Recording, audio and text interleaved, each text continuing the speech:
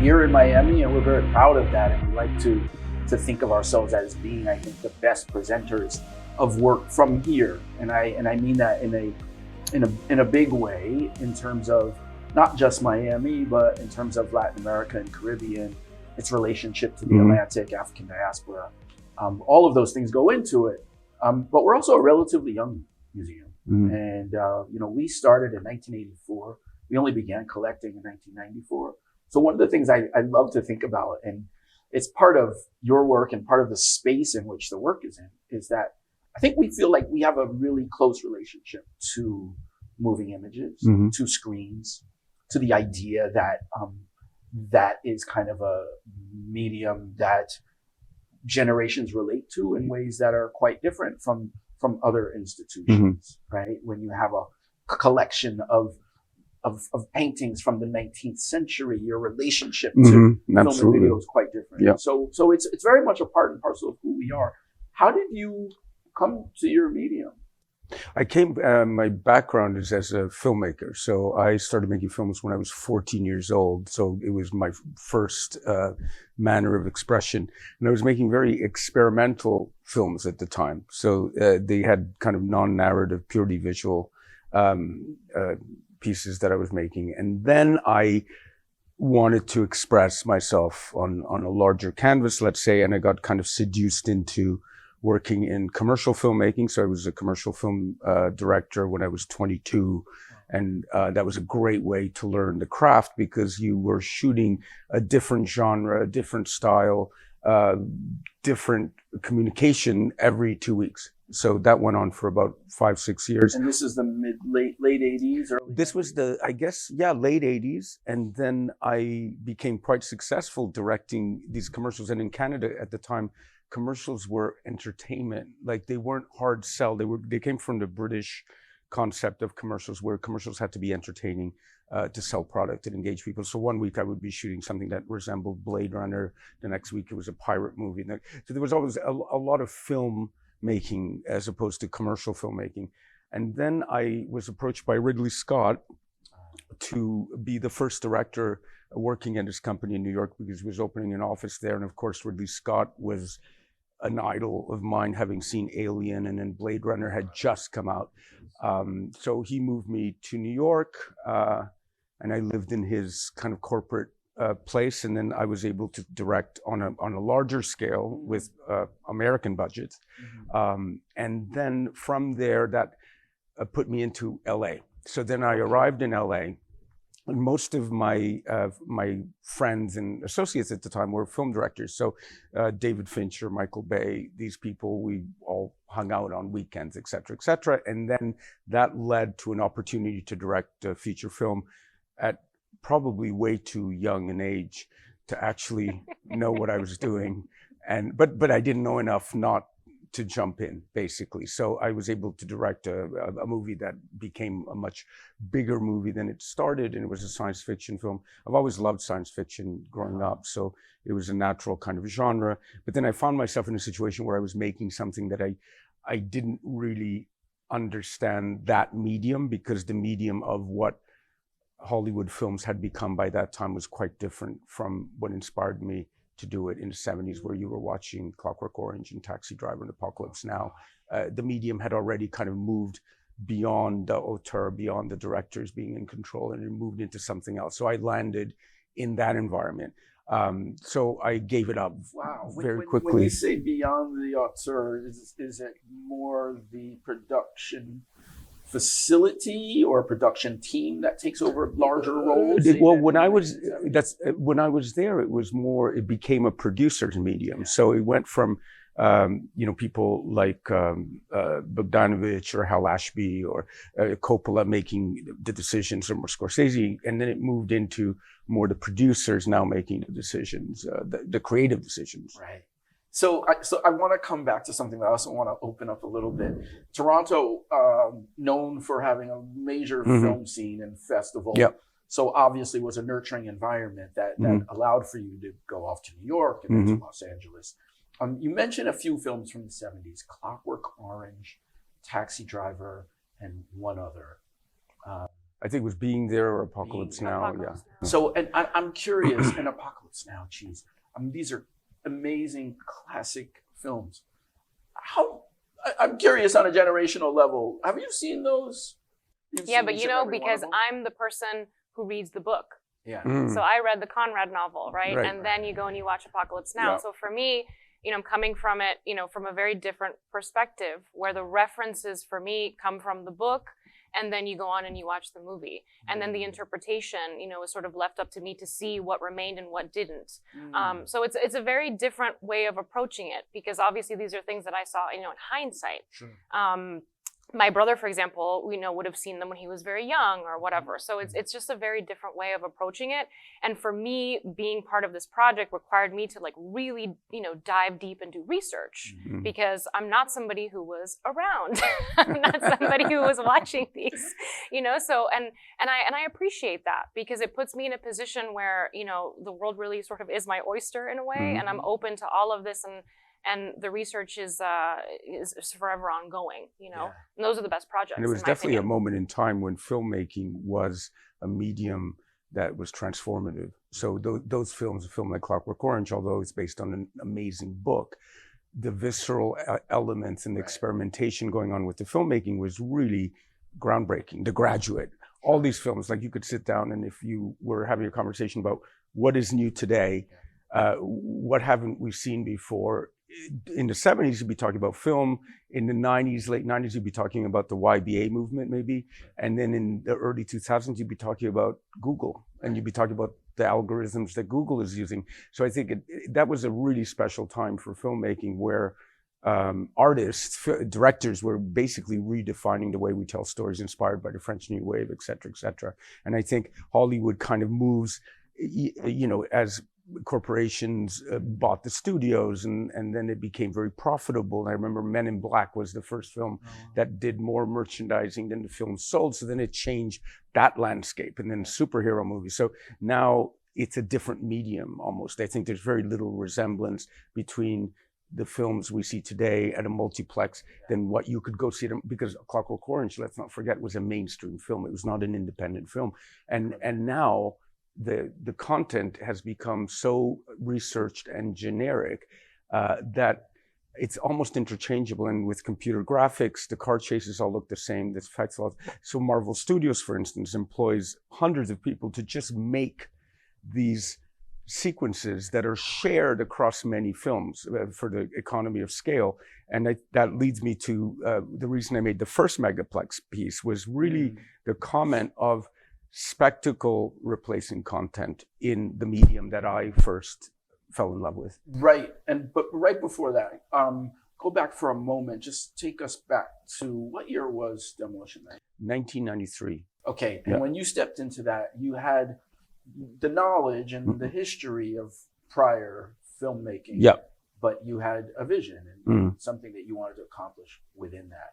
Correct. And were you able to realize that? No, I think you realize right away the limitations of what you're expected to do, because if you're spending that kind of money on a project, you're accountable to many, many factors that have very little to do with the film that you're making, right? And that was within a studio system, which is arguably the most restrictive. Again, now we've gone way beyond that in terms of, technology companies are now arguably in charge of making more films than even the movie studios. So now you have companies that truly don't understand content, because technology companies see content in a fundamentally different way than creative people. I mean, they're Apple, Netflix.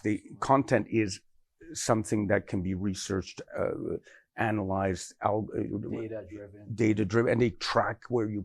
So they're generating material that will entertain and appease, but it fundamentally it's designed to create a different sort of product. And I think self-expression kind of goes away. Then self-expression or anything that tends to be unusual or different just won't succeed in that type of medium. So I think, and turn of the century in theater, they were burning ships on stage. So theater went through a similar transition where spectacle replaced drama, and more people, they were really choosing to kind of reinvent theater as a spectacle. And it's interesting that the same thing basically happened with film. So most of the top 10 films are all arguably spectacle. So in the first piece I made, Civilizations, you take those spectacles, you reprocess them into a hyper spectacle that has even less meaning than what it came from. But then the superimposition of meaning is the source of the satire. So relating Hollywood films to a religious ascension, like you would have in the Sistine Chapel, of itself is a comment on the way we now process images, or the way things become interchangeable and disposable. Did you know it? Did you know it immediately after Demolition Man that you? Yeah, I knew it during. No, I knew it during. Okay. I wanted to quit during the film. Okay. Not even after. You knew. So you got that done, and it became about finding a different mode or a different way of working with the same tools. Yes, correct. And Civilization is what year? 2008. But I'd made the first show we first met was at Exit Art in 1999, and that dealt with technology in a very primitive state. This idea of revolving restaurants and the most primitive physical technology to kind of overload you with the senses. So you see sunrises, and it was invented in Seattle for the World's Fair, where they thought if you spend a lot of money on a meal, you not only deserve a view, but you deserve a 360 view. So lunches were an hour, dinners were an hour and a half, and then I shot at 9 restaurants, and we synchronized all the sunrises and put them into this kind of timeless room, like with no time zone, and kind of being across all that. So that was very primitive. Then I worked with game engine technology. We did a piece in 2002 called Half-Life, which was based on a massive multiplayer video game where there was real world violence connected to kids playing for 16 hours a day, and filmed in the town where that happened. So I think there's a relationship between, and in the Megaplex pieces, there's obviously a relationship between this idea of sensory overload and detachment and engagement, and Oh gosh. I mean, I can't help but think about, in the wake of COVID, I watched my 11-year-old daughter zone out completely 100% into a screen. And it's like a mature kind kind of, what do you call those things you give to a baby? It's like the pacifier. Yeah. It's like an adult pacifier. It's insane. But I'm always amazed in our conversations. You have this sense for literature that has, I don't want to be silly, not analog versus digital, but a real healthy respect, I think, for these different ways of thinking. Yeah, I mean, one of the things that we were even discussing this yesterday is the idea of what we use as escape. A lot of the references in Heaven's Gate are, films and musicals that were helping people get through a time that was incredibly tough. That was a sort of moment of escapism, whether it be the Second World War or the Great Depression. I mean, these were functioning as a sort of medicine, really, for people. And we think back to 2020, where I've had more time to read than I ever have, because it's a moment where I had to sort of look inward and I had to spend time on my own. A lot of people don't know how to sit still. You have to sort of learn that when you're the exception. forced. I mean, people were addicted to the news cycle. I mean, there were people who were so jacked in to CNN news that they were literally, the anxiety it produced was remarkable. And I think you're very lucky, because if you were able to disengage and actually read something that was separate from what was going on, that's very rare, I think. I don't think many people. Yeah, and I think, a lot of people say that, books are a form of escapism. I don't necessarily agree with that.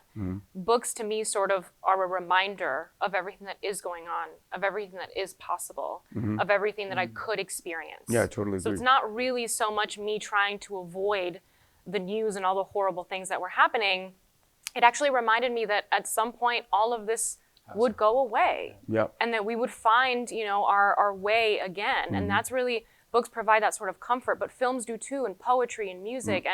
And so, I am very lucky that I sort of took that direction, but I always encourage people to find the things that feel like healing in moments like that. Or because fulfilling, it's very like fulfillment. easy, to steer in the other direction where the anxiety is, I think, a little unbearable. If you really stick to the news and you really stick to what's happening, it's unbearable, But that is the thing that happened with the spectacle of screens. It was first via the news, right? You mentioned CNN. I mean, this having flashbacks to, like, O.J. Simpson or to... Yeah, it's those indelible images. And Fox News, when they 9/11, I was in New York during 9/11, and they were showing the impact, the plane impact, repeatedly. And then they finally realized that, psychiatrists were saying we're causing post-traumatic stress disorder. And at some point, they just stopped showing it because it had gotten to the point where it was not only provable, but it was really detrimental to everyone. Heaven's Gate. Give us some of the images that you've culled together, and I'm curious. There's an archive that you're working with. Yes. It's not just images from television. No, it's all film. Yeah, it's all based on very film. specific. Yeah. When I made the first piece, we were actually renting DVDs from the video store and taking film clips from those, and then eventually the second one, the third one, the technology got better, so then I was able to create a kind of compendium on hard drives, which has, it's very well researched and referenced. So in Heaven's Gate, I was able to become a little bit more ambitious with the scope of the project. And to be honest with you, it was really something that I was able to start in earnest during lockdown, because the amount of attention to detail and the uninterrupted time you really need to get into that stream of consciousness zone to make the connections and to pull things together, you're better off in isolation in a way. And I think I was able to create a 360 for this. So this one was originally envisioned as a VR 360, kind of everywhere all the time, and this idea of ascension. So this idea of relating to a character on screen that's ascending, but also emotionally potentially descending into chaos. So he leads us to characters that represent each of the sections, which is loosely based on the 7 levels of purgatory, but each character represents a moment of euphoria, enlightenment, terror, and the very top represents kind of a cycle where perhaps the empire is on the brink. And this was also informed by the fact that it was COVID, and it was the Trump re-election campaign. So emotionally, you really felt like we were in a tipping point in history where, human nature could take us in a direction where we're ascending, or in a direction where we're irreversibly descending. What were some of the images that were primary for you in initially putting the piece together? I think this the image of the character at the bottom is from a film called Under the Skin, where it represents kind of a human birth with a fully grown character, and I fell in love with that image, and then I fell in love with an image of the dollar from being there, the pyramids, the Rand Corporation pyramid, which is used as the crypt, but is also the symbol on the dollar sign. And then I fell in love with the Leonardo DiCaprio image from Great Gatsby, which has now is also a meme. Like it's a GIF that you can actually buy for your phone. So I thought, well, that's interesting, because now we're kind of, the meadows of capitalism have now been reduced to a champagne glass and a famous movie star. And then there was another, Elizabeth Taylor, and then I chose to populate the top with very excessive images, perhaps more recognizable than any of the ones from the previous pieces, where you have the characters from La La Land dancing on their cars, but they're right next to the Capitol building exploding from a disaster movie, and they're right next to Judy Garland dancing in a musical, and Barbara Streisand coming down the stairs in Hello, Dolly. And I think those juxtapositions, if you're able to look at it in detail, hopefully those juxtapositions create a tension, within the images that were used.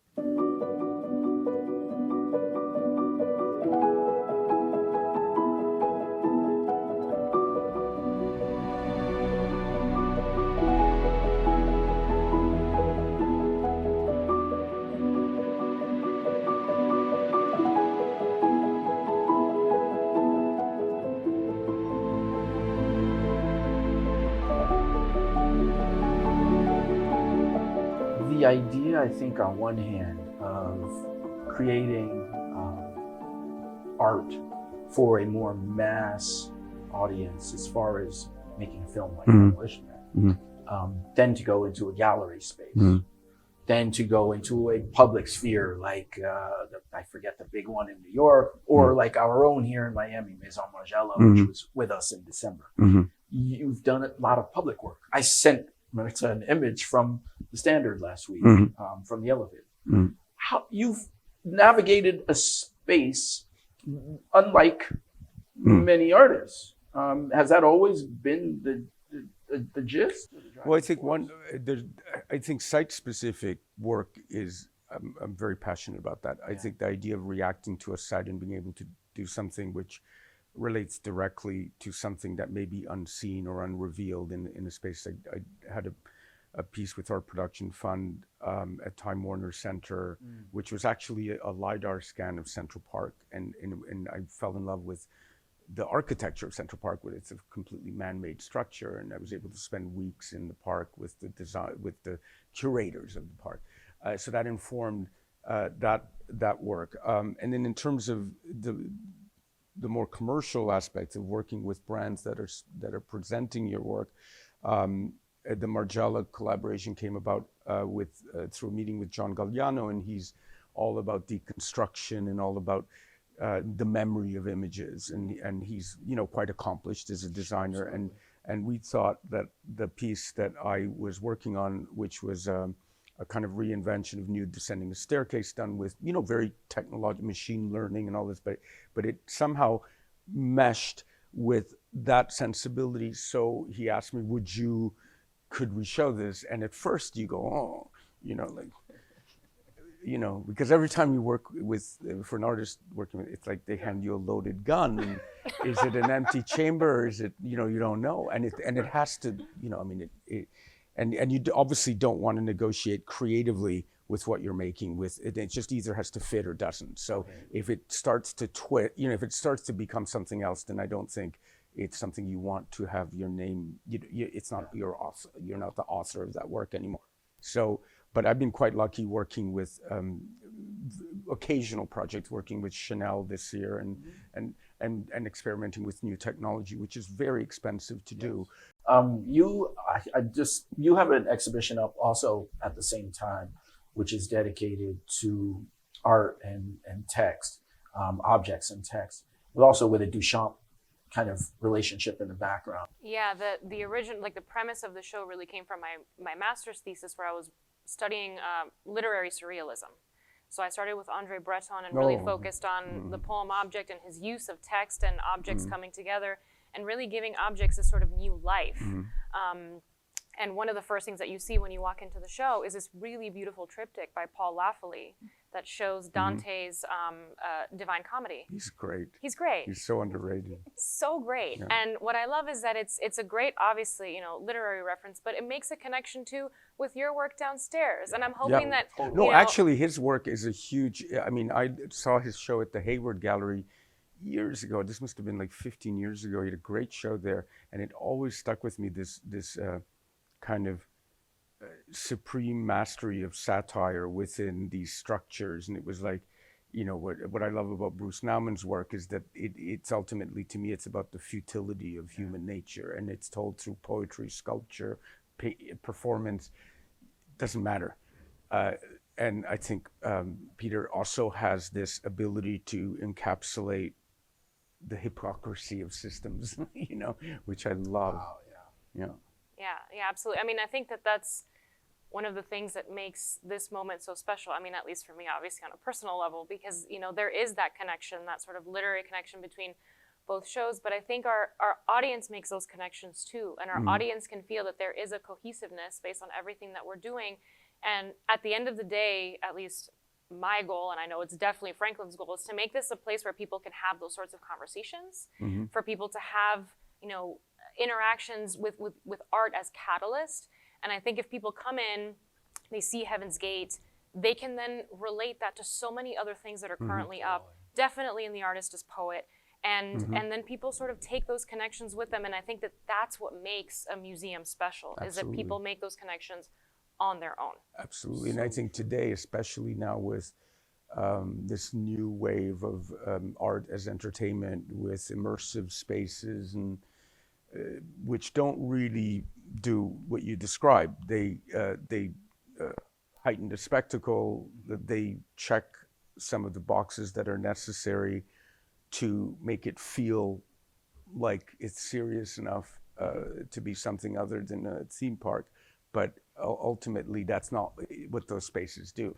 And I think I'm very happy to have been able to work with you, and for you also to take the kind of leap of faith in showing a work that is quite spectacular and technologically quite complicated, and kind of blurs the line in terms of what is pop culture, what is art, and I think the context in which you find it here is unique and remarkable, and I think, as you say, it does reinforce both the work and the overall context, and that's just absolutely thrilling.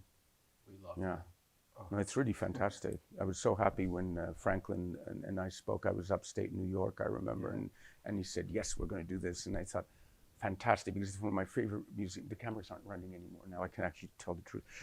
one of my favorite museums. No, because when I first came here, it's just a beautiful space to experience art, because they're very, we were talking about Dia Beacon and the Serpentine, where, you're in the mood to absorb, Thank you. Thank you. Thank you. A pleasure. Thank you. Such a pleasure. Excellent.